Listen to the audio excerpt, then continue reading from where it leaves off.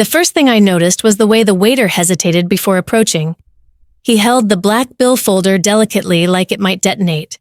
His eyes flicked toward my brother, then my mother, then finally to me, as if trying to find the least explosive option. He chose me. "Excuse me," he murmured, lowering the folder discreetly onto the table beside my untouched espresso. "The final bill." I blinked. "I think you meant to give that to," my voice caught as I opened the folder. The line items scrolled like a silent indictment. Filet mignon, 2 bottles of Napa Reserve, lobster, kids' meals, custom cake, service charge, grand total $7,218.55. The name on the reservation A, Trent, the credit card, mine. I stared at it like it belonged to someone else. Like maybe if I just looked hard enough, it would blink into a different name. But no, there it was. My name, my old address.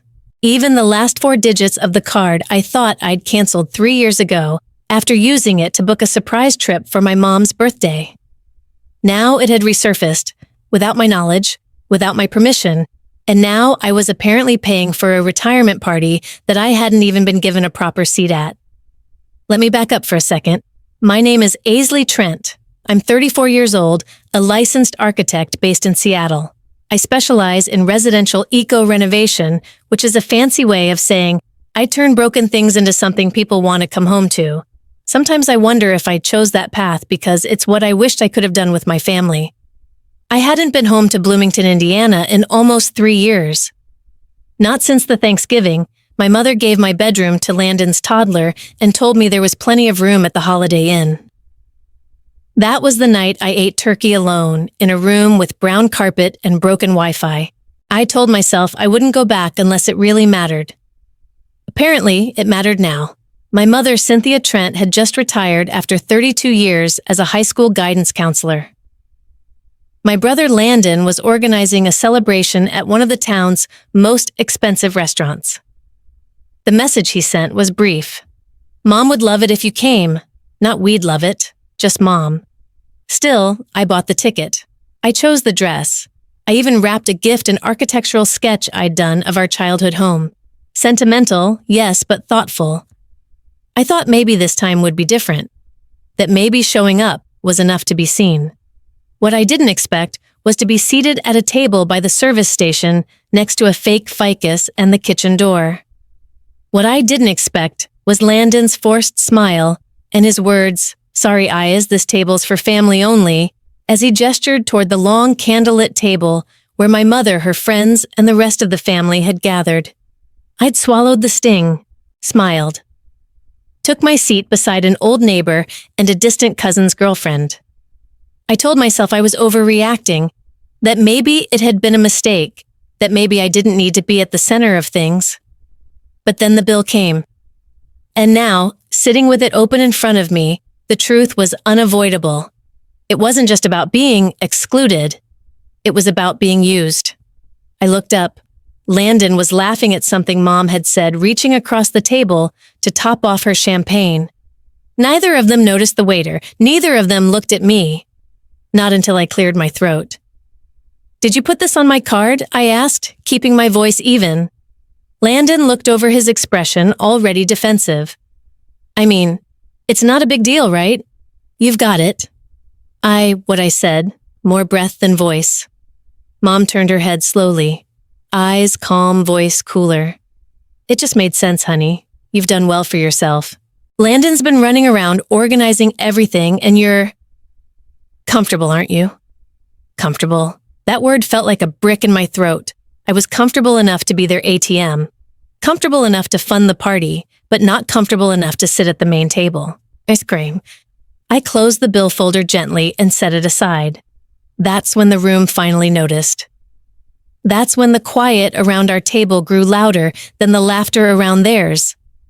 That's when I realized every story I'd told myself about family being messy but loving was just that. A story. So here I am, holding the bill, staring at the table I'm not welcome at, realizing that for all my boundaries and distance and independence, I still wanted to belong. And they still wanted a place to put the invoice. But if they expected me to pay the cost of being excluded, they'd underestimated me.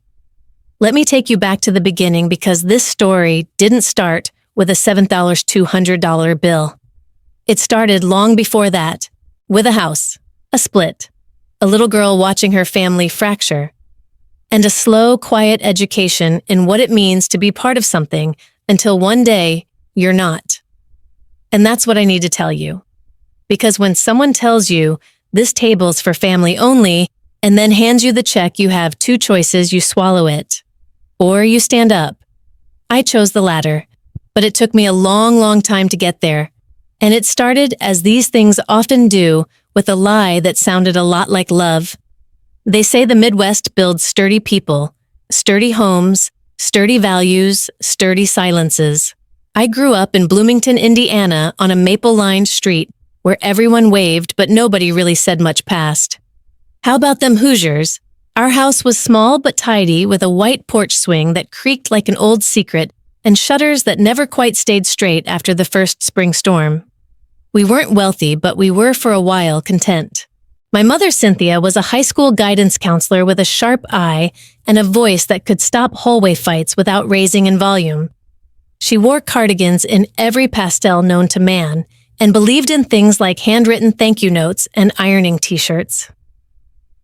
My father, Christopher, was a mechanical engineer who read Popular Mechanics for fun and taught me how to use a level before I was tall enough to reach the wall without a stool. In those early years, I thought we were perfectly ordinary. Then came middle school and the slow unraveling that makes more sense in hindsight than it ever did in real time. I was 13 when the fights started. At first, they happened late at night, the kind you'd pretend not to hear with a pillow over your head.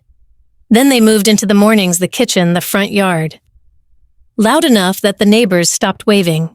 I remember watching my mother pour her morning coffee and ask my father if he'd remembered to move the sprinkler, and he snapped that she could handle it herself if she was so organized. A fight about grass.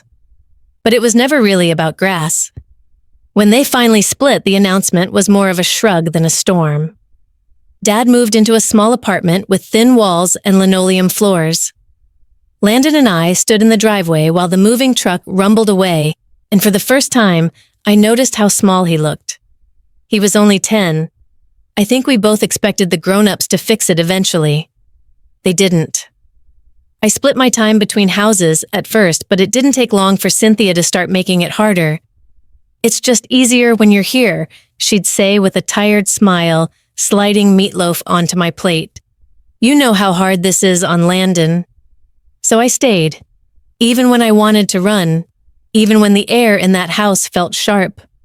Landon, though, he became the center of her gravity, the one who remembered to take out the trash, the one who stayed up late helping her hang curtains, the one who hugged her good night without flinching. He didn't talk back, didn't ask questions, didn't cry at the wrong times. He was the calm, I was the question mark. And soon, it was obvious which one she preferred. It wasn't blatant, not at first, just little things. "Landon's such a help," she'd say at Thanksgiving, or "I don't know what I'd do without him." Once when I got accepted into a competitive summer architecture program in Chicago, she barely looked up from folding laundry. "Isn't that the weekend of your cousin's wedding?" she asked. When Landon won third place in a regional robotics competition, she sent out a family-wide email with photos and a subject line that read, "Our genius." By the time I graduated high school, I was halfway out the door emotionally. When I told her I was moving to Seattle for college, farther than anyone in our family had ever lived, she paused at the sink and said, "Well, that's bold. You'll miss everything. Not we'll miss you. Just a passive inevitability." I left anyway. In Seattle, I built a different version of myself. I traded cornfields for coffee shops, football games for city lectures. I found people who didn't know how I used to be. I studied long hours, designed late into the night, and eventually landed a position at a small but promising firm. I rented a studio that leaked light in the best way and filled it with blueprint tubes and succulents I always forgot to water. It wasn't glamorous, but it was mine. Back home, Landon stayed. He went to community college, then took a job at the local credit union. He married his high school girlfriend, bought a sensible car, had 2 kids before 30. He was consistent, available, visible. When Cynthia needed someone to fix the porch rail, he showed up. When she needed a date for a wedding, he wore the tie. She called him my rock. She called me when she needed tech help. Maybe. Once during a strained phone call about holiday plans, I told her I'd found cheap flights for a quick Christmas visit. She sighed and said, "Don't worry about it. Landon's here. That's what matters. That's what matters." I've played that sentence in my head more times than I can count. Not because I didn't expect it, but because deep down I'd hoped the story might shift with time. That absence wouldn't mean erasure, that success even from afar might still count as love. But in our family, proximity was currency. Landon stayed, I left, and somehow that became the only narrative that stuck. So when I got the invite to Mom's retirement party, part of me hesitated.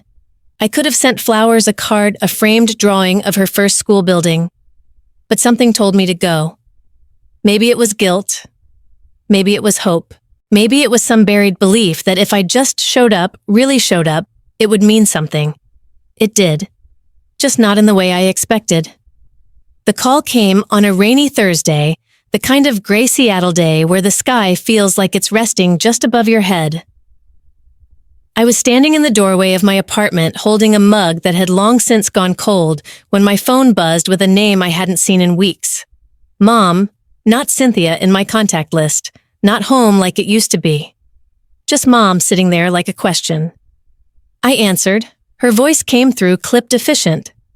"Hi, Isley. Just wanted to let you know we're doing a little dinner for my retirement next month. Nothing fancy." I waited. The pause was familiar, like she was waiting to see if I'd fill it, reassure her that yes, of course I'd be there, that I hadn't changed, that I was still the daughter who tried. Then came the line, the same one she always used when she didn't want to ask directly. "It'd be nice if you showed up this time." This time, I closed my eyes, counted to 3, swallowed every urge to remind her I had shown up last time for her birthday 2 years ago, and ended up sitting between the coat rack and a drafty window while Landon gave a speech about how no one loves like Mom loves. I'd smiled through it, even clapped. But she forgot that part. Still, I said, "Sure, just send me the details." There was a beat of what might have been surprise on her end. Well, good. Landon's handling the venue. It'll be at that little place on Kirkwood. Do you remember where I remember? And you don't need to worry about accommodations. Landon's kids are taking the guest room, but maybe we can fit an air mattress in the, it's fine. I'll book a hotel. Oh, if you'd rather.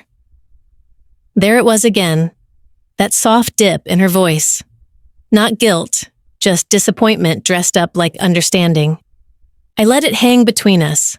Then we moved on to weather traffic, her upcoming pedicure. 3 minutes later, the call ended like most of ours did with a polite goodbye that didn't quite sound like family. I booked the flight that evening, direct to Indianapolis Friday morning. I didn't tell her how much the ticket cost. I didn't tell her that I moved meetings, shifted deadlines, postponed a project review just to carve out the time. She wouldn't have asked. Instead, I started thinking about the gift. She didn't need more candles, or scarves, or anything you could pick up in an airport shop. So I pulled out an old sketch pad from college and started drawing. The house we grew up in, her first house. The one with the crooked shutters and the swing that squeaked like a secret. I rendered it in soft graphite and watercolor, just enough to make the white porch glow like memory. I added the pink geraniums she used to hang in baskets every May. Even the little crack in the third step that Dad never quite fixed. It took me 3 nights. I used the same brushes I hadn't touched in months. When it was done, I framed it in clean wood and wrapped it in brown paper. No ribbon, just a card. Thanks for building our beginning. I meant it. On Friday, I packed the drawing carefully between sweaters and slipped a pair of heels into the side pocket of my carry-on. My hotel confirmation was waiting in my inbox, 1 room, 1 bed facing away from the parking lot. I'd called ahead to request it. The plane ride was uneventful. A middle seat between a man who sneezed nonstop and a woman who read romance novels with the intensity of a surgeon. I kept my headphones in the entire time. No music, just silence to think. As we landed over the flat stretch of Indiana earth, something in my chest tightened. It wasn't fear exactly, just that old ache. The one that comes when you realize you're heading toward people who know your story but not who you've become. At baggage claim, I texted Landon, just landed. See you tomorrow night. No response, no welcome back or need a ride, just read and gone. When I got to the hotel, the clerk asked, "Here for business or family?" I paused. "A little of both," I said, and slid my card across the counter. In the room, I stood by the window for a long time, watching the line of bare trees sway against the February dusk. This was home, and not. The town where I learned to drive, kissed a boy behind the science building, sat on the roof to watch thunderstorms, but hadn't truly belonged in over a decade. Still, I'd come. I was here. I'd brought something that mattered, and a small part of me hoped stupidly quietly that it would mean something to her. That when she opened the drawing, she'd see it not just as a nice sketch, but as a piece of love from the daughter who didn't stay but never stopped caring. I changed into jeans and a sweatshirt, ordered soup from a nearby diner, and pulled the curtains closed. Outside, the wind rattled the glass like a warning. Inside, I turned off my phone and let the silence settle in. Tomorrow, I'd show up. That had to count for something. The next evening, I drove across town to see Dad. He lived in a modest 2-bedroom condo near the edge of town, tucked behind an old strip mall and a half-empty pharmacy. It wasn't glamorous, but it was quiet, and the porch light still flickered the same warm way it used to when we'd come home from soccer games or school plays. He met me at the door with a grin that crinkled his eyes. "There's my city girl." He smelled faintly of coffee and sawdust. Some things never changed. Inside the kitchen was glowing. He'd made meatloaf, mashed potatoes, and steamed broccoli, just like he used to when Mom worked late, and it was Dad, dinner night. No frills. Just solid, simple food and the comfort of someone who still listened.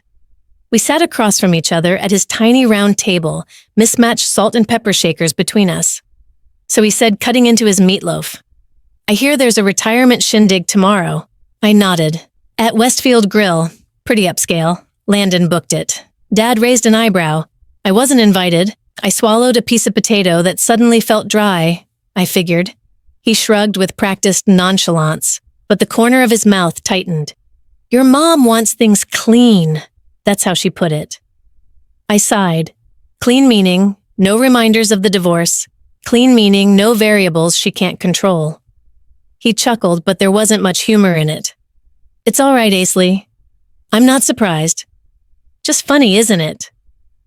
She retires from teaching, but she's still grading people." That made me laugh, and Dad smiled. We ate a while in silence. He asked about work, about the firm in Seattle, the new green space initiative I'd pitched. He was the only one in the family who ever seemed to remember the details, who knew the difference between what I did and what Landon told people I did. After we cleared the plates, he poured us both a bourbon. "How's your mom been?" he asked gently. I leaned back. "She's Cynthia." He nodded. "And Landon." I hesitated. Still Landon. That made him chuckle. Gatekeeper of all things family. Exactly. That was the word I hadn't said out loud before. Gatekeeper. It wasn't just that Landon stayed behind. It was that over the years he'd become the voice that got heard, the filter everything passed through. If Mom didn't want to deal with confrontation, she'd say, "Ask Landon." If I wanted to send a birthday gift or suggest a visit, Landon would coordinate, which usually meant delay or disappear. And then there were the things I found out after the fact, like the baby shower I wasn't told about. Or the time Mom had a minor procedure and Landon had said, "It's no big deal, you don't need to fly in." When I called her, she said, "Oh, I didn't want to bother you." Gatekeeping wasn't just logistical, it was relational. It was subtle and soft-edged and impossible to point to without sounding paranoid. But it worked. On the way back to the hotel, I checked my email. A new message had come in from Westfield Grill.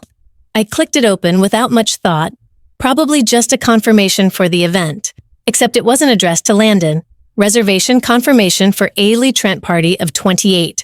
Private dining 7:00 p.m. Saturday, Feb 17. Final menu selections confirmed.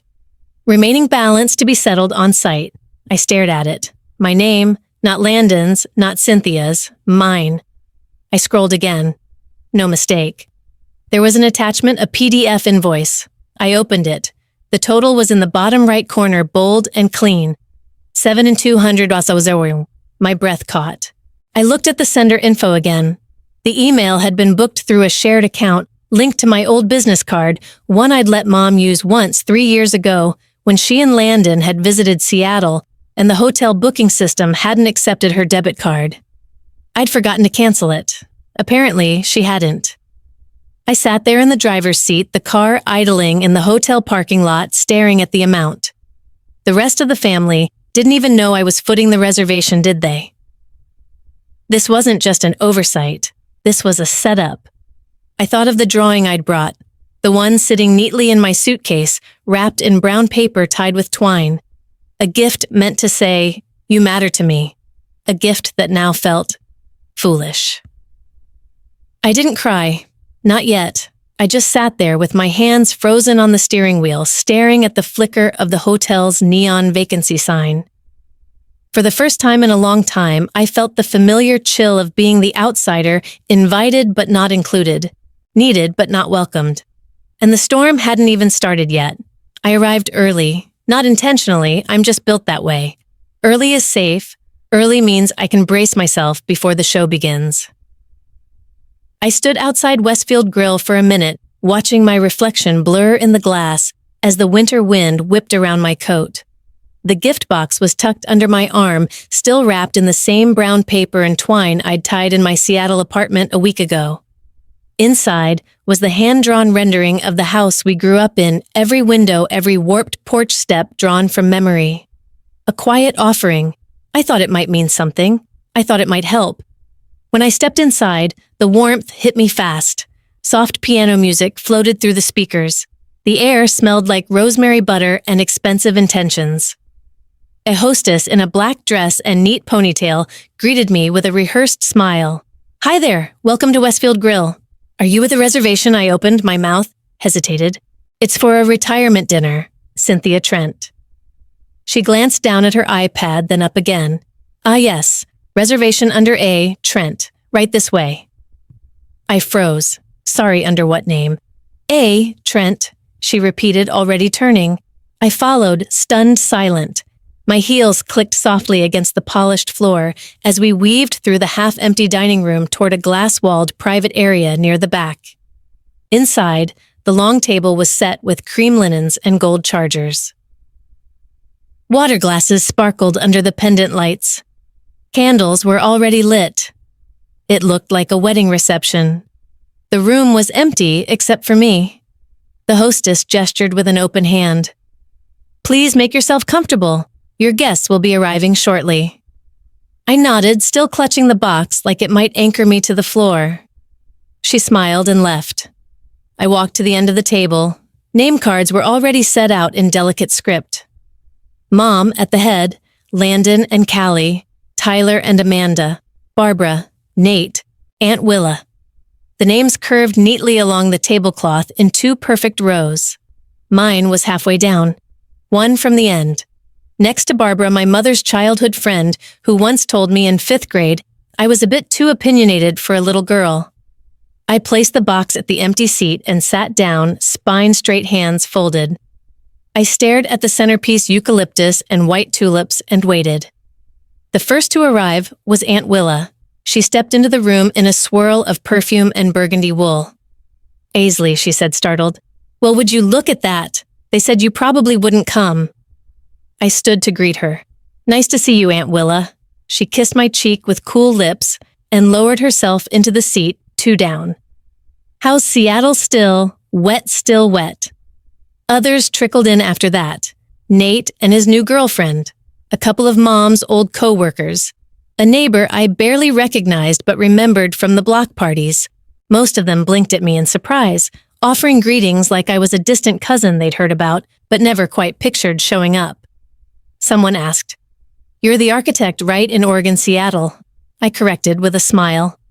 Cynthia arrived 20 minutes late naturally. She made an entrance hair set, scarf draped over her coat like she'd walked off the cover of Midwest Living. Landon and his wife Callie followed close behind, shepherding their two kids, Tyler and Amanda, with practiced Pinterest-worthy energy. The moment Mom stepped into the room, there was applause. Light, polite, obligatory. She beamed, kissed cheeks, hugged shoulders, complimented shoes. The center of gravity shifted, and the orbit of conversation rotated around her immediately. She reached my part of the table. I stood the box in my hands. Happy retirement, Mom. I made something for you. She glanced at the package. Oh, she said lightly, then turned to greet Barbara with a louder, You made it. I was still holding the box. No one noticed. I placed it beside her seat and returned to mine. Across the table, Landon caught my eye. He smiled like nothing was wrong. I wondered if he even knew the reservation was in my name, or if that was part of the script too. Callie was already pouring wine. Amanda was snapping selfies with the candlelight. Cynthia sat at the head of the table, eyes scanning the room like she was counting RSVPs. Well, she said, tapping her glass, we made it. And for a moment, I believed she might look at me. Acknowledge me. Thank me for the booking. The effort, the flight, the drawing. She didn't. She adjusted her scarf and said to no one in particular, This is the table where everything began. I looked around that table, all linen and light. People I knew and people I didn't. Laughter in little circles that I wasn't part of. It was already clear I hadn't been invited to be part of this. I'd been cast to support it. I reached for my water glass and my hand shook slightly. The script had begun, and I was already reading from the wrong page. I'd barely touched the appetizer plate in front of me, some kind of puff pastry with goat cheese and fig jam, when Landon stood and gestured toward the back of the room. Hey, Ayes, he said casually, like he was asking me to pass the salt. Actually, we were thinking, maybe it'd be better if you sat over here. His hand swept toward a small round table near the busing station. 4 chairs, no centerpiece. A folded card in the middle read in looping calligraphy, Overflow Guests. At first I thought I'd misheard him. I blinked. Sorry what he smiled the way someone smiles when they've already decided how this story ends. It's really tight up here. We had a few surprise relatives show up and Mom wanted to keep things kind of, close-knit. Just immediate family. I stared at him. I am immediate family. He gave a sheepish shrug. You know what I mean. No one said anything. The room mid-conversation a moment before fell into a hush, so swift it felt choreographed. I could feel the eyes on me skimming my back like cold water. Cynthia didn't even look up from her wine. She just smoothed her napkin across her lap and said nothing. Barbara gave a tight smile and looked away. Amanda looked directly at me, then down, then back up again, like she was watching a slow-motion car crash. Even Aunt Willa, who I could always count on to say the uncomfortable thing out loud, sat, frozen her fork, poised midair like a figure in a wax museum. I stood slowly, heart thudding. So this table is what exactly? Landon glanced at the folded card and chuckled. Overflow guests. It's no big deal. You'll have more space over there, actually. Easier to talk. I followed his gesture again. The table was tucked beside the hallway to the restrooms, barely lit. Behind it, a server dumped a tray of dirty water glasses into a bus tub. The clatter rang in my ears. I turned to Cynthia. Mom, she still didn't look at me, just took a long sip of her Pinot Grigio and adjusted the silverware in front of her like it was the most pressing matter in the room. I swallowed hard. Are you really okay with this? She glanced up briefly. It's just a table, Eiley. Don't make a scene. Don't make a scene. The words landed like a slap across the face. Not loud, not violent, but practiced, rehearsed. The kind of sentence that gets passed down like china fragile sharp, always displayed in the moments you most want to hide. I stood there for another second too long, just enough time for the silence to grow teeth. Then I reached for my napkin, folded it neatly, and placed it beside my untouched plate. Without a word, I walked toward the overflow table. My heels made that same soft click against the hardwood as when I arrived, but now it echoed. It wasn't the sound of arriving early, it was the sound of being noticed too late. I sat down at the round table. No one joined me. The server passed by, did a double take, then offered a quick, uncomfortable smile. "Need anything to drink?" "Just water," I said. He returned with a glass and a flicker of pity I hated myself for accepting. I looked back at the long table. They were already reabsorbed in themselves, laughing, toasting, chattering like nothing had happened. Like this was all natural, like I hadn't just been publicly nudged out of the picture like someone who wandered into a family photo uninvited. Landon leaned in toward Cynthia and said something that made her smile. Amanda clinked her glass with Tyler's. Barbara gestured animatedly with her fork, telling some story I used to be part of. And I sat, 15 feet away, beside a folded card that might as well have read, "Not one of us." I glanced down at the water glass, watching the condensation trail down like sweat. The tablecloth had a faint stain near the edge, probably coffee, maybe gravy. I traced it with my fingertip and thought about the drawing in the gift box still unopened beside Cynthia's seat. Thought about the flight, the hotel, the moment 3 years ago when I let Landon use my card for a temporary reservation deposit he never paid back. This wasn't a mistake. This was a choice. And I'd let them keep making it.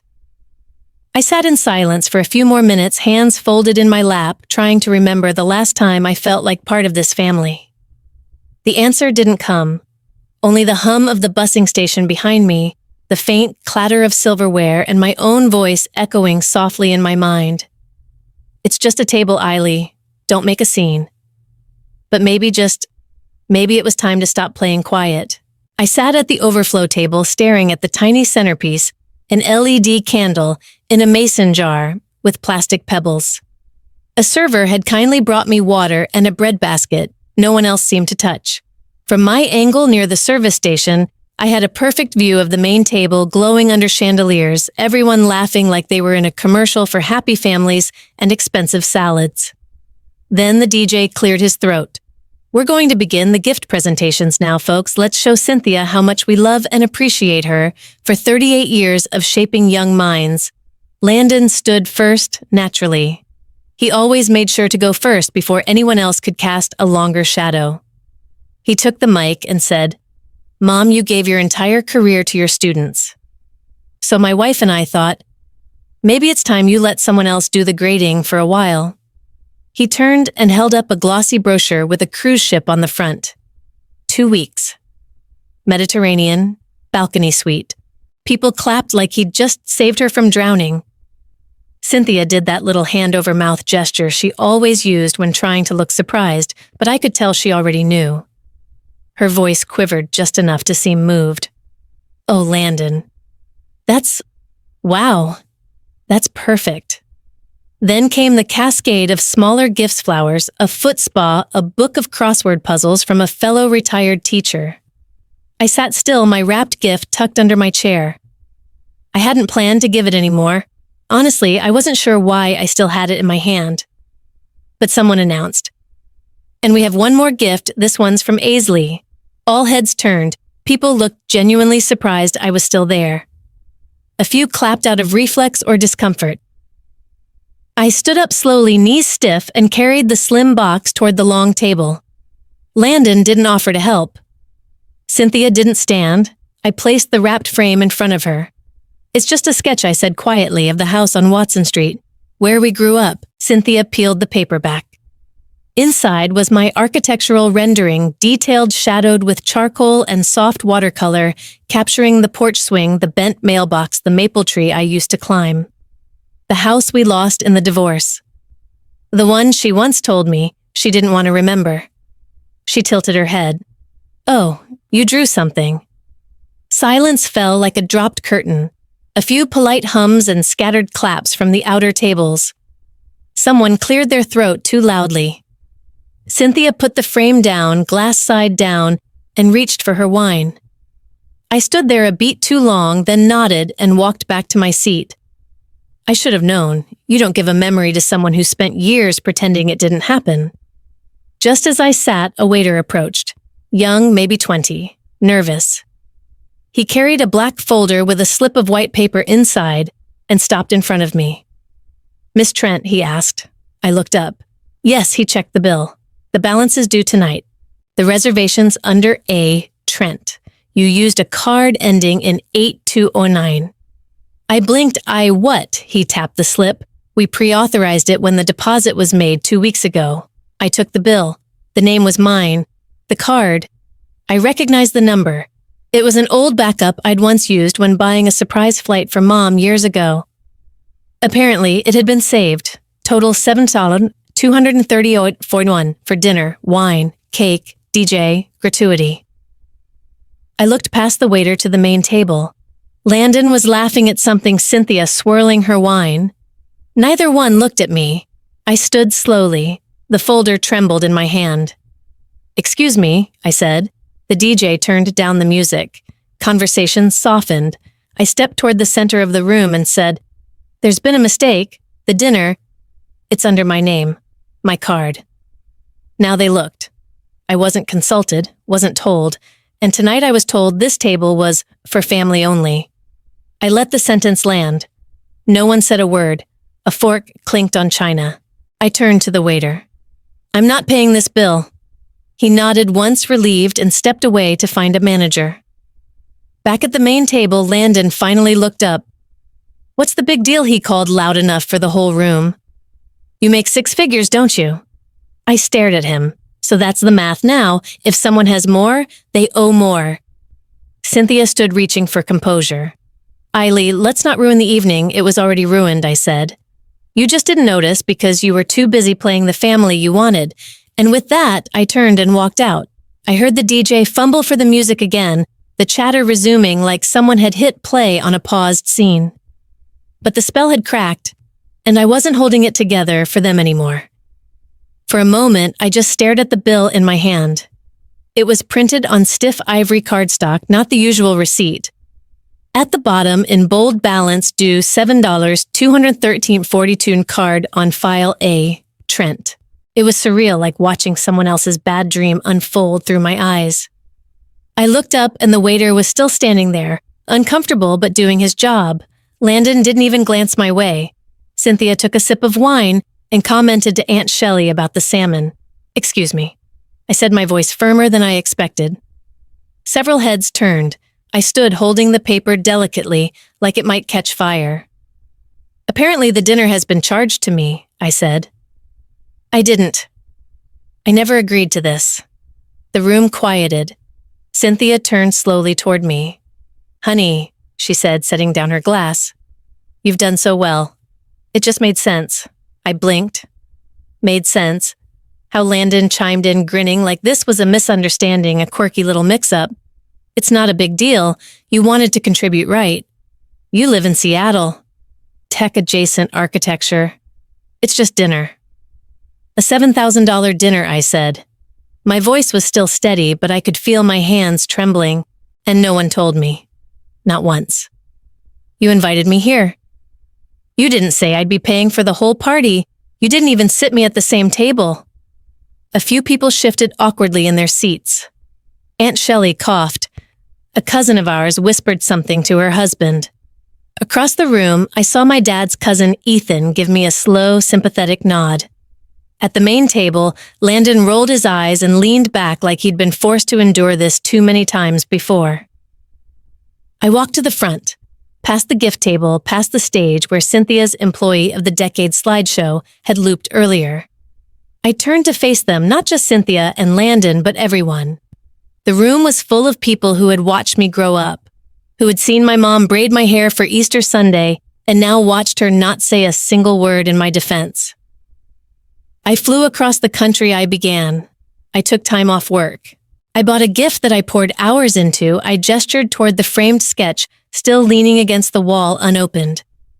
And when I arrived, I was told there was no seat for me, that this table is for family only. Silence. I thought maybe I was being dramatic. Maybe it was all in my head.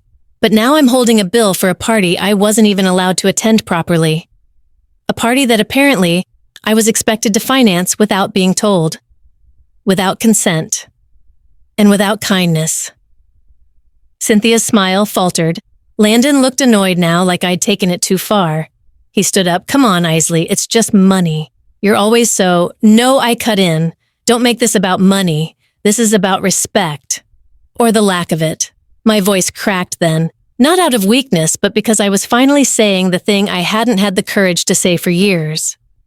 You asked me to dinner, then billed me for it, and didn't give me a seat at your table. Cynthia opened her mouth, closed it again. I turned to the waiter and handed the bill back. I won't be covering this. Whoever put this under my name did so without my permission. The waiter nodded slowly. Of course, ma'am. And then I walked, past every relative who didn't speak up, past Landon's kids who looked confused, past the party planner holding a clipboard and blinking fast. Outside the restaurant, the night was sharp and cold. I didn't have my coat. I didn't have a ride, but for the first time in years, I had my voice, and I'd finally used it. I stood near the doorway, the crisp air from outside curling around my ankles like a warning or a breath of relief. But before I could step all the way out, a voice behind me called out not loudly, but loud enough to stop a few whispers mid-sentence. Eily, Uncle Robert said. He stood slowly from his chair at the second table, the one wedged in awkwardly behind the wine station. She was excluded at Thanksgiving, too. I turned. Everyone did. His wife, Aunt Gloria, looked startled, but she didn't stop him. He wasn't the type to cause scenes. I couldn't remember the last time he'd spoken up at any family gathering. But now his eyes were fixed on Cynthia and Landon. She flew in last November. He continued, his voice growing steadier. Stayed in a hotel, brought a pie, and was told there was no space left at the table. You said it was a small gathering. Then I saw the photos. You had 22 people packed in your house. Murmurs. Chairs shifting. Someone coughed. Cynthia's mouth moved, but no sound came. I didn't know what to say. I had internalized that memory so deeply, I hadn't even planned to bring it up. It had just become part of the pattern, the quiet shame I carried back to Seattle with me after every holiday.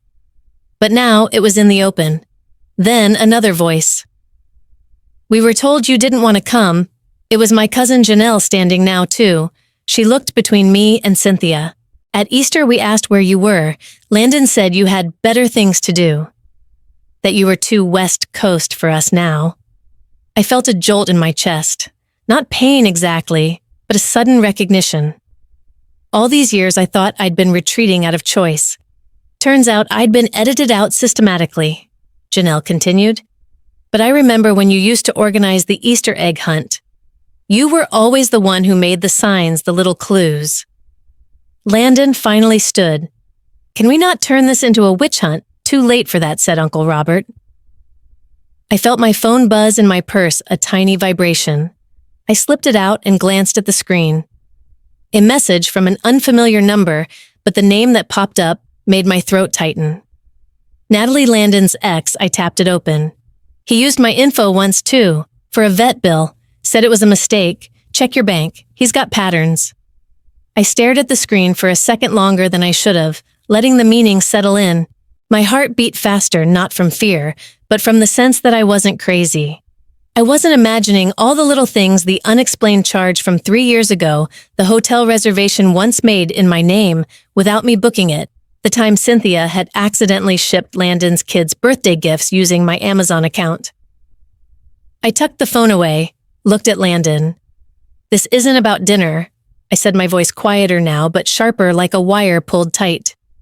It's about years of me playing the outsider because you cast me in that role, because you made it easier to keep me just far enough away to use, but never close enough to consider. Cynthia flinched.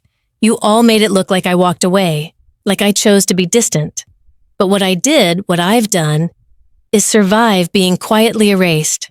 No one interrupted. Even the server behind the bar froze mid-pour. I thought maybe if I worked hard enough, succeeded, far enough, gave nicely enough, you'd let me back in. But it was never about what I gave. It was about the story you wanted to tell. And in that story, I was inconvenient. A long silence stretched. For once, Landon didn't have a quip. Cynthia didn't have a polished deflection. Instead, people were looking at me, really looking, and then shifting their gaze toward the people who'd been holding the script all along. Aunt Gloria stood. I remember when Aisley sent flowers for your birthday last year, Cynthia. You said they were from someone at work. I was confused, but now I get it. The weight in the room shifted, not all at once, but like dominoes falling slowly. Every unsaid thing suddenly had room to breathe. Landon muttered, "You're all making this into something it's not," but no one jumped in to save him. I looked over at the gift table. My sketch still leaned unopened. No one had even thought to display it. Next to it was the cruise packet Landon had given Cynthia. Big, flashy, easy to brag about on Facebook. Cynthia stood finally. Her voice was calm but brittle. "Aisley, I never intended." That's the problem, I cut in gently. You never intended. You just allowed. It wasn't angry. It wasn't even bitter. It was just the truth. And in that moment, I could tell truth was enough. The air outside hit me like a sigh I hadn't realized I was holding. I stepped onto the sidewalk, heels clicking against the concrete, the lights from the restaurant still warming the back of my neck like a spotlight I couldn't shake. And there he was, leaning casually against his old Buick, hands in the pockets of his zip-up fleece, was my dad, Christopher Trent, baseball cap, slight slouch, same eyes as mine. He didn't wave, he just nodded like we were already mid-conversation. "Hey, kid." My throat tightened. "Hey." He pulled open the passenger side door without a word, like he knew I'd want to sit first.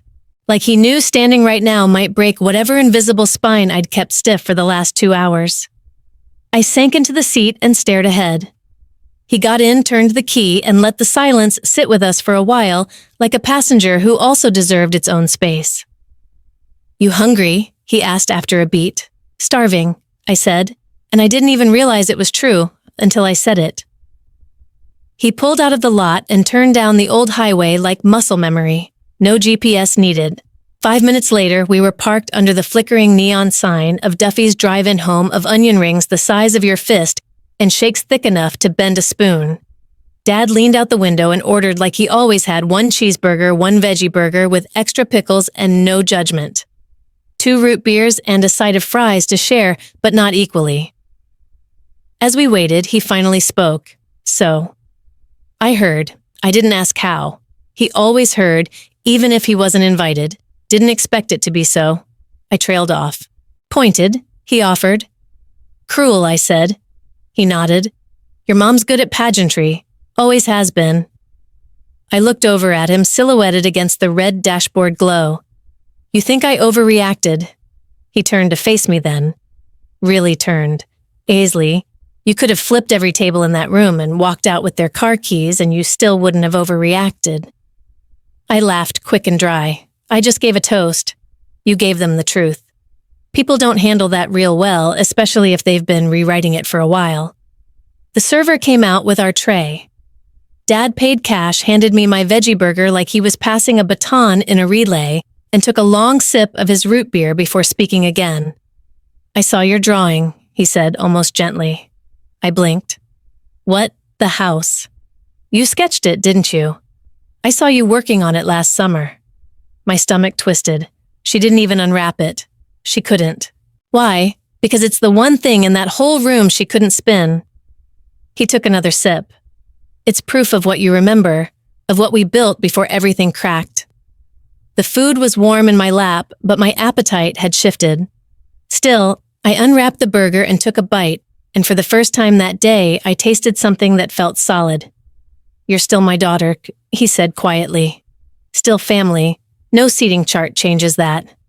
I nodded, looked out at the dim-lit lot, the cars of teenagers, the couple in the booth across the way, leaning in with quiet smiles.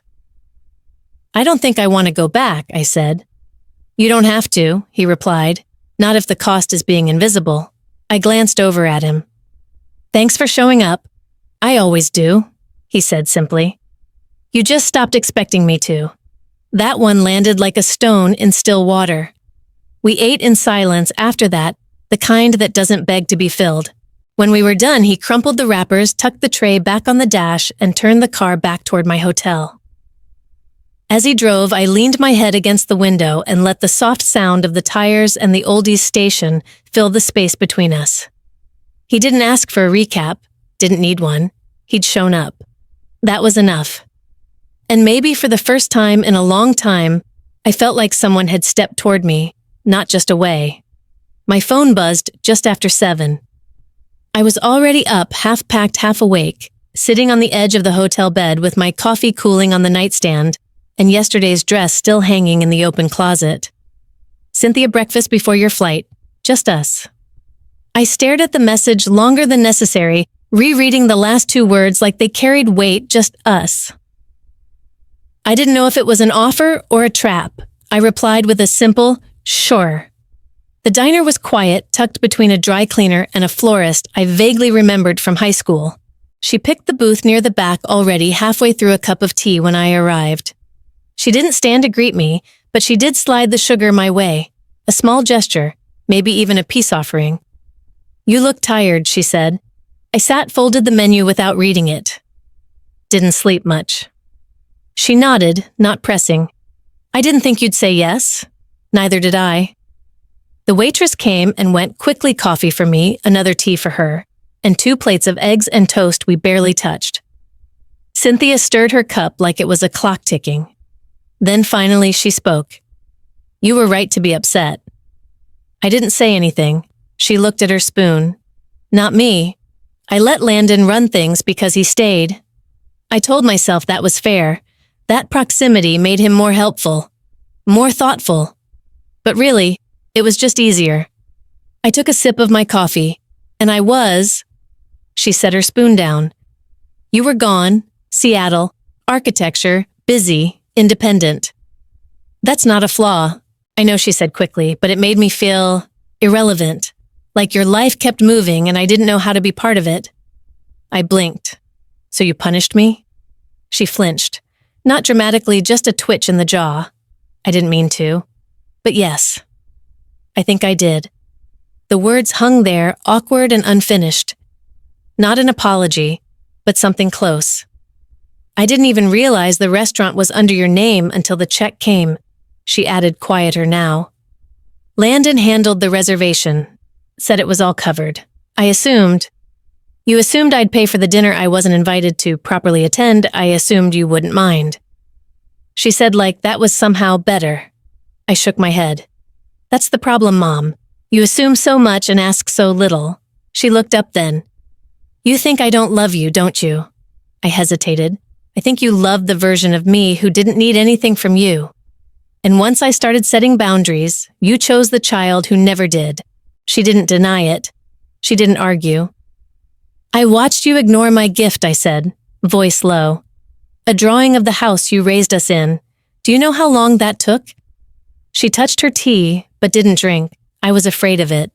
That sketch was memory, and maybe guilt, and maybe I didn't want to be reminded that I let something good rot from the inside, that cracked something in me.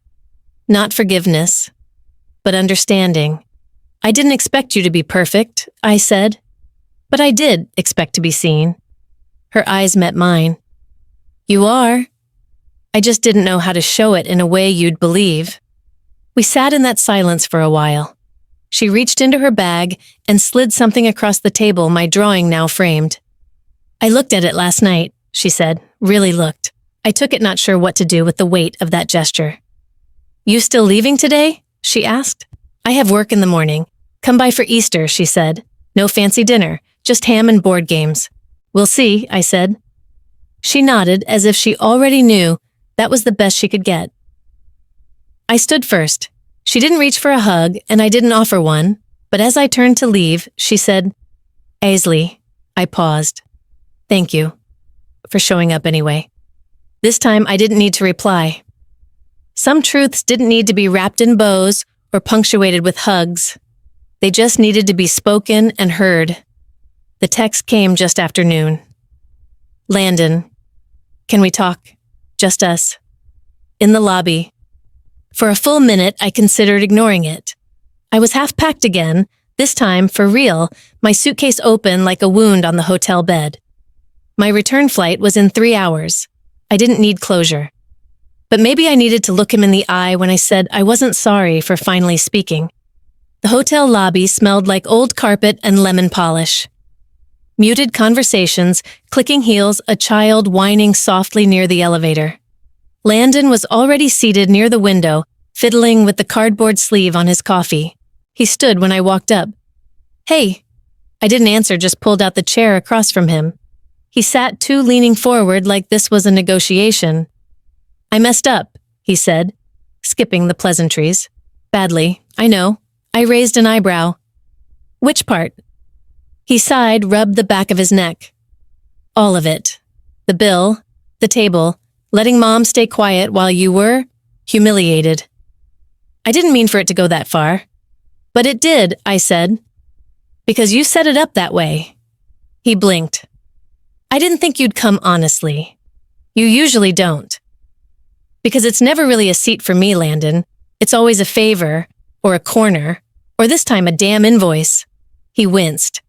I thought if I took care of the logistics, if I gave Mom the night she wanted, then maybe I could, I don't know, be the one who finally gave her something real, something full. So you gave her a cruise, I said flatly, and used my card to pay for the evening. That was a mistake, no, Landon. Leaving a light on overnight is a mistake. Charging your sister $7,000 without asking is a choice. He looked like he'd shrink inside his sweater. I wanted to keep control of the event, the narrative, the image, and I was, collateral? He didn't answer.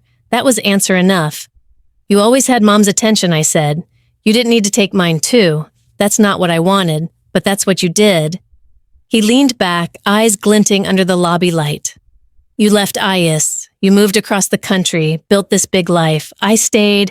I took care of things. I drove her to surgery, shoveled her walk. But when she talks about success, it's you. I sat with that for a beat. So this was about envy? Not exactly. It's just, I didn't want to be the son who couldn't give her everything. I wanted her to be proud of me the way she is of you. I stared at him. So you took from me, not just money, you took the table, the night, my dignity, and left me with the bill. His eyes lowered. Yeah, there it was. Finally. I should have told the waiter to tear it up, he added, voice smaller now. I should have stopped it. But you didn't, I said. Because it worked for you. For one night, you were the center, and I was the stranger who paid the tab. He nodded slowly. I don't expect you to forgive me. Good, I said, because I'm not ready to. He exhaled long and heavy. But I'm going to wire you the full amount today, plus interest. And I already called the restaurant, told them you didn't authorize it. Damage is done, Landon, but it's a start. He looked up. I know I can't fix what I broke, but if someday you want to be in the same room again, without a table between us or a bill, just say the word. I didn't reply. Outside, the sky was turning. One of those late winter grays that sits between storm and thaw. Maybe that's where we were now. Not reconciliation, not storm, but something in between. A slow melt. I'm checking out. I said standing. He rose too. Safe flight. I nodded. Next time, Landon, try giving without taking. And then I walked out the door, sighing shut behind me. Seattle greeted me the same way it always did, overcast, a little damp, and quietly defiant, like the city itself understood what it meant to carry weight and still stand tall. I rolled my suitcase up the steps to my apartment key, all ready in hand, the framed sketch of our childhood house tucked under my arm. It hadn't been unwrapped at the party. Cynthia hadn't even acknowledged it, but I had brought it home anyway because it mattered to me. Inside, the silence was soothing. No clinking glasses, no strained laughter or pointed silences. Just me, a kettle starting to hum, and the echo of my own breathing as I walked to the wall opposite my desk. I measured with my hands and hung the frame right in the center. The lines of the house were soft and familiar, A sketch from memory, from care, not from obligation. I stared at it for a moment and whispered, "You're home now." The next morning, I did something I'd been meaning to do for years. I booked a therapy appointment. No more pushing the wounds down just to get through the day. No more pretending family didn't leave marks. I met Dana, a quiet woman with kind, intelligent eyes who let me talk at my own pace. When I told her about the bill, about how my mother's retirement dinner was booked under my name, paid with my old card without my consent, she didn't blink. She just said, "That must have felt like being erased and used at the same time." It was the closest anyone had come to naming what I felt. In the weeks that followed, my life didn't transform overnight, but it shifted, subtly, solidly. Dad started sending weekly video messages, short ones, sometimes rambling about his tomatoes, sometimes just him reading from the local paper like I was across the table from him. He never mentioned Cynthia or Landon. He didn't need to. His presence was its own kind of repair. Then came a call I hadn't expected, a woman named Elise, head of compliance at Landon's firm. She asked if I had a few moments to verify some charges. She spoke carefully legally. Apparently, there had been multiple incidents of account misuse flagged in an internal audit. The restaurant bill wasn't the first or the last. I answered her questions honestly. I didn't ask for consequences. I didn't threaten. I just said, "He used my card without permission." She paused before saying, "Thank you. That matches the pattern." A week later, Landon's LinkedIn said currently seeking new opportunities. I didn't feel vindictive. I felt done. Around Easter, a card arrived. Simple cream envelope, no return address, just my name. Inside, a single sentence in my mother's loopy handwriting, "Still learning." There was no apology, but also no defense. No cruise brochures, no guilt-laced questions. Just that. And honestly, that might have been enough. By spring, I hosted a dinner. Not a party, just a dinner. 6 friends, 3 of whom brought folding chairs. My dining room wasn't fancy, but it was full of stories of clatter of chosen family. I didn't print menus or assign seats. There was no head of the table, no silent measuring of who deserved what. Just good food, mismatched wine glasses, and people who didn't ask me to prove I belonged. At one point, my friend Kaya leaned over and said, "You're different lately. Not in a bad way, just more grounded." I smiled, pouring her more wine. Maybe I finally stopped trying to get a seat at a table that was never meant to include me. Because that's what it had always been. A performance. A quiet audition for a part in a family narrative that didn't have space for me as I was. And once I stopped auditioning, once I named the rejection for what it was, I was free to build something better. Not perfect, but real.